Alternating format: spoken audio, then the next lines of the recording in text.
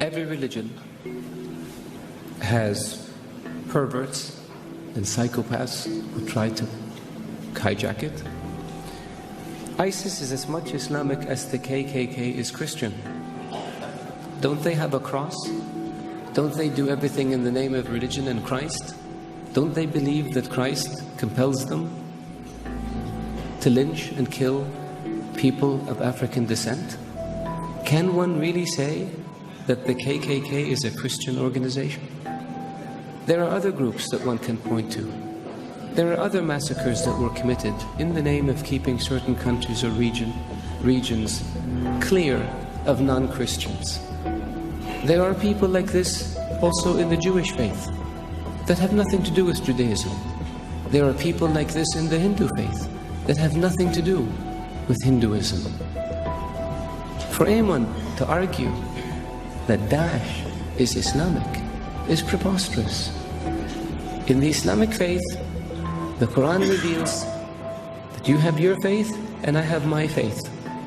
And you're free to practice your faith and I'm free to practice mine. What greater sign of tolerance and acceptance do you have than this?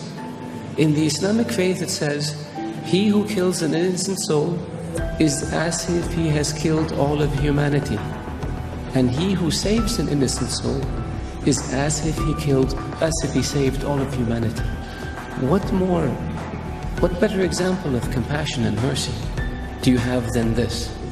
So if you look at what Daesh says and you say it's in the scriptures, doesn't the Old Testament say an eye for an eye and a tooth for a tooth?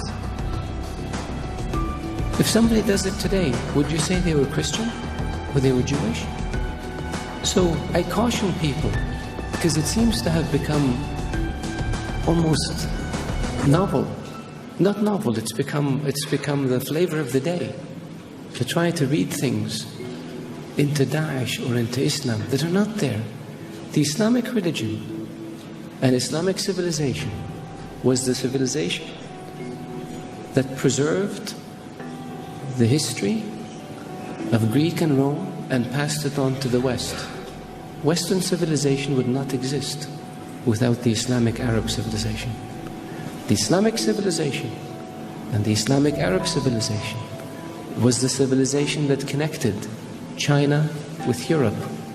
So it was global. The point I made early on about being an intermediate civilization, this is what I mean. So if Islam was intolerant and Daesh represented Islam, would Islam have preserved Aristotle and Socrates and passed it on to the West? Would Islam have connected Eastern civilization with Western civilization? Of course not. So I urge you, all of you, to be careful when it comes to making generalizations or to accepting generalizations that have no basis in fact. Thank you.